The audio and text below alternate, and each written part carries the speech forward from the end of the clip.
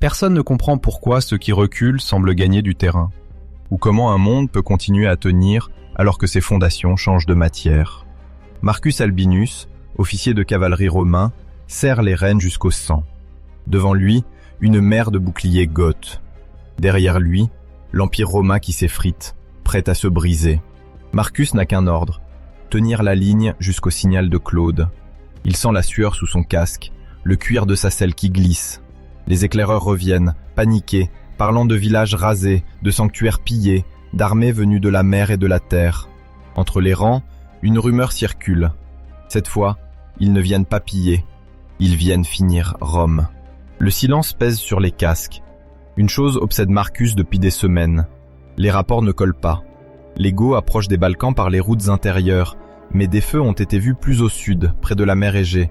Des réfugiés parlent de navires noirs, d'érules brûlant des ports, pendant que d'autres jurent avoir croisé les mêmes insignes barbares loin dans les terres. Une coalition semble se déplacer comme une tempête, frappant en mer et sur les routes, sans ligne claire. Au milieu de ce chaos, un nom circule chez les officiers, Nessus. Un carrefour perdu qui, d'après les messagers, deviendrait soudain la charnière entre la survie et l'effondrement total. Le doute s'incruste. Marcus n'est pas stratège, mais l'armée entière vit sur une explication rassurante. Hypothèse A, celle que répète son légat sous la tente. Les Goths ont trop tiré sur la corde. Ils se sont dispersés, sur la mer Noire, jusqu'en Grèce, pillant trop de cités, trop de sanctuaires. Leur coalition semble énorme, mais elle serait étirée, désorganisée par la distance. Nessus, dans cette lecture, n'est qu'un étranglement géographique pratique. On laisse l'ennemi s'engouffrer, on ferme la nasse, on brise une armée déjà fatiguée. Claude, auréolé par son nouveau titre, n'aurait plus qu'à porter le coup final à une force épuisée, prise au piège des routes balkaniques. Cette hypothèse vole en éclats le matin où Marcus voit, de ses propres yeux, les colonnes ennemies se déployer en ordre impeccable, rangs serrés, cavalerie intacte, étendard haut, sans le moindre signe de lassitude. Le soir, dans le camp, une version plus subtile circule. Hypothèse B, le vrai danger ne serait pas la simple masse gothique, mais le temps. L'Empire central est écartelé. À l'ouest, des provinces se sont détachées sous leur propre chef. À l'est, un autre pouvoir s'organise. Les ressources de Claude sont limitées, son règne encore jeune, sa légitimité fragile. L'idée prend forme que Nessus n'est pas seulement une bataille, mais une négociation silencieuse avec la carte entière de l'Empire. S'il gagne vite et écrase cette armée, il récupère son prestige, sécurise les Balkans, intimide les dissidents. S'il s'enlise, la coalition barbare peut se fragmenter, échapper à la grande bataille, continuer à ravager les routes, tandis que d'autres fronts s'enflamment.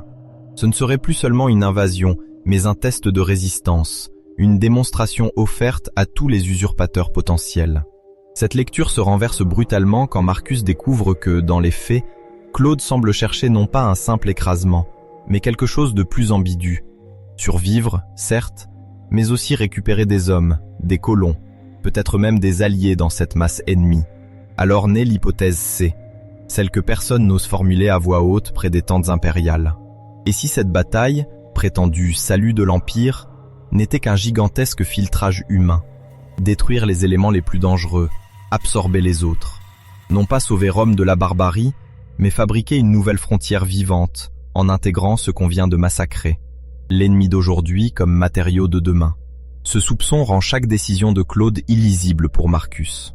Pourquoi attirer si loin cette armée dans les terres, si le but n'est pas seulement de tuer, mais aussi de choisir qui aura le droit de vivre assez longtemps pour servir sous un autre aigle? Il note cette incohérence sans pouvoir la dissiper. Au fil des jours, une seule chose empêche Marcus de comprendre ce qu'il est en train de vivre. L'absence totale de certitude. Dans le camp, les ordres tombent, précis, mais les raisons restent floues. On renforce certaines routes, on abandonne d'autres villages sans explication. Les vétérans marmonnent des fragments d'anciens désastres, comme Abritus, où un empereur est tombé dans les marécages avec son fils sous le choc des Goths, laissant le Danube ouvert, la peur incrustée dans la mémoire des officiers. Cette fois, personne ne veut revivre une charge aveugle. Pourtant, ce n'est pas la peur de l'ennemi qui paralyse. C'est autre chose. Marcus le sent chaque fois qu'il approche le quartier des états-majors. Les gardes filtrent, les scribes se taisent dès qu'un cavalier ordinaire passe à portée. Il y a une obsession dans l'air. Le temps. Pas celui de la bataille, mais celui des autres fronts que Marcus ne voit pas. Des messagers arrivent, poussiéreux, repartent sans passer la nuit. Chaque dépêche que reçoit Claude semble raccourcir l'espace de décision autour de Nessus. La raison profonde du blocage, Marcus la touche presque quand il voit sur une table une carte couverte de petits galets, les routes des Balkans, des marques vers le nord, mais aussi des signes pour des provinces occidentales et orientales que ses supérieurs effacent d'un geste impatient. C'est là que le mur se dresse. L'Empire n'a plus la capacité de se battre partout. Nessus n'est pas seulement une bataille à gagner, c'est un pari. Concentrer ici ce qu'il reste de moyens en acceptant de laisser d'autres régions dériver. Cet aveu, personne ne le formule. Il se manifeste dans des détails minuscules. Les sandales de Marcus, par exemple. Elles lui taillent la peau depuis des semaines, les lanières trop usées, raccrochées maladroitement par un artisan de campagne. Les approvisionnements n'arrivent plus avec la régularité d'autrefois. Les cuirasses sont réparées avec des plaques mal ajustées, les boucliers réutilisés après des combats précédents. Quand il enlève ses sandales le soir, la chair est entaillée sur le dessus du pied, gonflée, rouge. Une douleur sourde qui lui rappelle que même ici, au cœur de l'effort impérial, tout est déjà en mode urgence. Ce n'est pas du manque total, c'est du manque sélectif. Les légions sont encore là, les enseignes brillent sous la lumière, mais derrière, la logistique respire mal. L'Empire donne tout sur ce point précis de la carte, et ce tout n'est déjà plus ce qu'il était. Ce mur, c'est l'aveu silencieux que Nessus doit réussir parce qu'il n'y aura pas de seconde tentative de cette ampleur. Si cette coalition gothique n'est pas brisée ici, maintenant, il ne restera qu'une mosaïque de provinces qui improvisent leur défense, chacune pour soi, pendant que les Goths, les Hérules, les autres peuples testent chaque brèche. Marcus en prend la mesure la nuit où il reçoit l'ordre de tenir un défilé secondaire. D'après la carte, c'est qu'une voie de repli possible pour les Goths. D'après les murmures, c'est aussi un couloir par lequel certains groupes ennemis pourraient être laissés filer, puis réutilisés. Mais aucune précision n'est donnée. On lui ordonne de maintenir la pression, de poursuivre sans anéantir totalement, sauf si un autre signal est donné. Cette ambiguïté le ronge. Il ne sait plus s'il protège l'Empire ou s'il participe à une manœuvre destinée à modeler un futur dans lequel il n'aura, lui, qu'un rôle de pion jetable. La seule certitude, quand il resserre ses lanières sur la peau à vif, c'est que la machine romaine n'a plus assez d'air pour hésiter longtemps. Il lui faudra trancher, brutalement, dans la masse humaine qui avance vers Nessus. Rien ne bouge encore, en surface. Les historiens s'accordent pour voir dans Nessus une victoire décisive de Claude, stoppant une offensive gothique qui menaçait directement les Balkans et, par ricochet, l'unité de l'Empire. Une partie d'entre eux nuance pourtant ce triomphe. Selon eux, le succès militaire masque une réalité plus trouble, où Rome commence déjà à intégrer des contingents gothiques, à les installer, à composer avec ceux qu'elle vient de vaincre. Ce qu'ils refusent d'admettre pleinement, malgré les indices, c'est l'idée que cette bataille, présentée comme un salut, pourrait aussi marquer le moment où l'Empire accepte qu'il ne dominera plus jamais seul ses propres frontières. Quand la bataille éclate vraiment, Marcus n'a plus le temps de réfléchir. Le premier choc est une vague noire contre un mur d'acier. Des javelots romains filent, des flèches gothiques s'abattent, les chevaux s'ébrouent, affolés par le sang. Le plan est simple dans son esprit.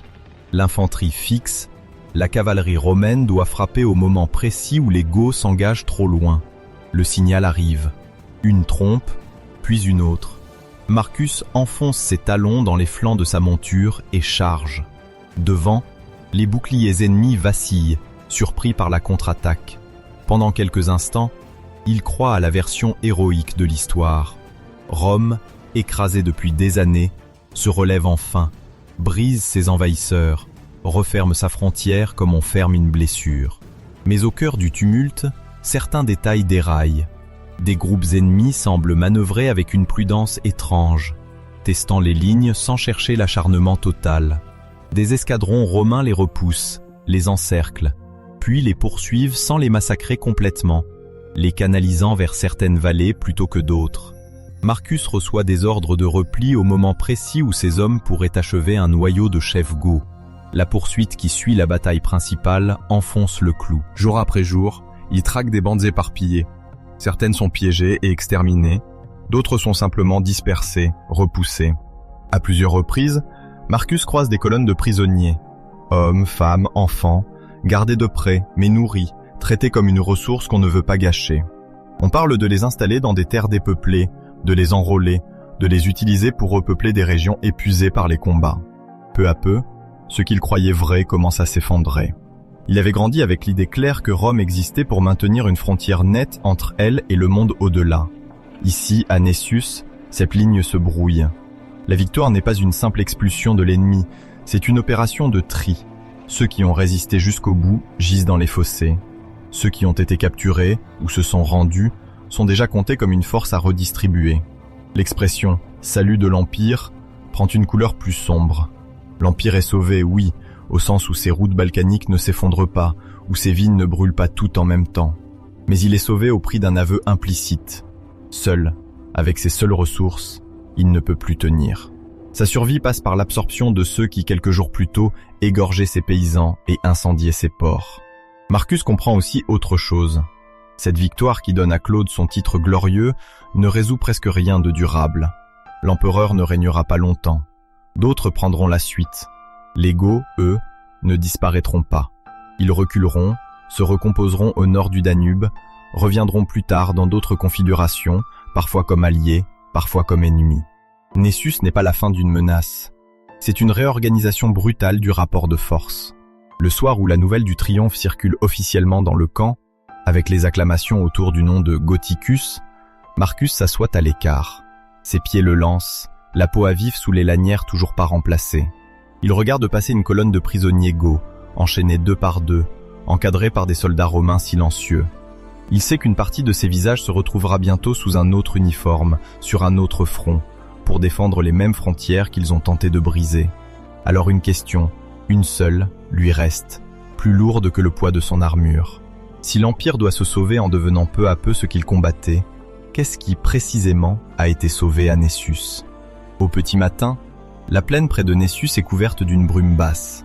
Des cadavres goths et romains gisent pêle-mêle, les boucliers enfoncés dans la boue, les lances plantées de travers. Un enfant goth, tiré par un soldat, glisse sur un casque romain fendu avant de disparaître derrière une colonne de prisonniers. Plus loin, sur un tertre, un aigle impérial brille au soleil, tordu légèrement, sa pointe fichée dans une terre noire de sang. La brume traîne encore au ras du sol.